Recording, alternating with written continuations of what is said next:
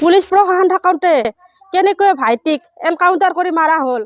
যদি ইমান পুলিচৰ হেৰিয়ে আছিল তেওঁক দোষীক শাস্তি দিয়ক, আমি বেয়া নাপাওঁ, কিন্তু এনকাউণ্টাৰ কৰি মাৰাৰ কোনো অধিকাৰ নাই।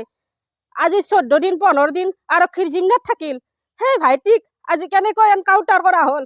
সিহঁতে ফাঁচি দিয়ক ভাইটিক, এনেকৈ এনকাউণ্টাৰ কৰি মাৰিব নালাগিছিল নহয়। সিহঁতৰ অধিকাৰ নাই জানেনে।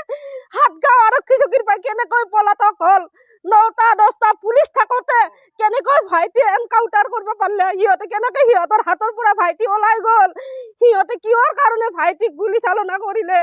আইনে আমাক এইটো বিচাৰ কৰি দিব লাগে। আইনক আমি এইটো হেৰি কৰিছো ভাইটিৰ বিৰুদ্ধে, আমি ভাইটিক আমাক ভাইটিৰ উচিত তদন্ত লাগে। ভাইটিক এইখিনি কথা ভাইটিৰ হেৰিৰ বিষয়ে আমি এইটো কথা জনাই দিছো। ভাইটিৰ কিবা ভুল আছিল, ভাইটিক শাস্তি দিয়ক, আমি বেয়া নাপাওঁ। পলোৱা নাই এইটো মিছা কথা। আজি যে নিউজ চেনেলত আমি পাইছো ভাইটিৰ হাতত ক'ৰ পৰা পিস্তল আহিল। ভাইটি 15 দিন আৰক্ষী জিম্মাত আছিল, আজি ভাইটিৰ হাতত কেনেকৈ পিস্তল আহিল। আপোনালোকে পিস্তল তুলি দিছে, সেইকাৰণে ভাইটিৰ হাতত পিস্তল আহিছে। এইবিলাক কথা কবাহে মিছা কথা কয়।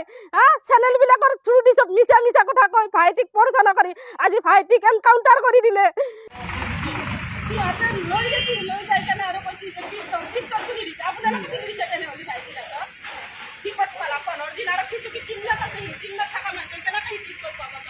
আজি শ্বাহ আলমৰ এটা খুবেই দুখ লগা খবৰ শুনি আমি আৱেগিক হৈছোঁ আৰু ৰাতি নিশা তেওঁক এনকাউণ্টাৰ কৰা বুলি শুনিছোঁ, কিন্তু কেনেকৈ এনকাউণ্টাৰ হ'ল আমি একো বুজিয়ে নাপালোঁ। যোৱাকালি আমি খবৰ পাইছোঁ যে পুলিচৰ জিম্মাত থকা অৱস্থাতে তেওঁ পলায়ন কৰিছিল, কিন্তু যোৱাকালি খবৰ পিছত ৰাতি খবৰটো পালে যে তেওঁ এনকাউণ্টাৰ হ'ল। যদি তেওঁ সঁচাকৈ দোষী আছিল, তেখেতৰ কোনো আইন নাছিল নেকি, বা তেওঁক যদি সঁচাকৈ অপৰাধী হয় তেওঁক ফাঁচি দিয়ক, আমাৰ ক'ব লগা নাই। কিন্তু আমি এইটো কাৰণত আমি ক্ষোভ লৈছোঁ বা আমি দুখিত হৈছোঁ, তাক কেনেকৈ এনকাউণ্টাৰ কৰিলে, কিয় কৰিলে।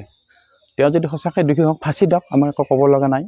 কিন্তু তেওঁ এনকাউণ্টাৰৰ কাৰণে যে এতিয়া ৰৌ বৰাবিলাক বাচি গ'ল নহয়, এইটো সঁচাকৈ মানে সম্পূৰ্ণ মিছা কথা।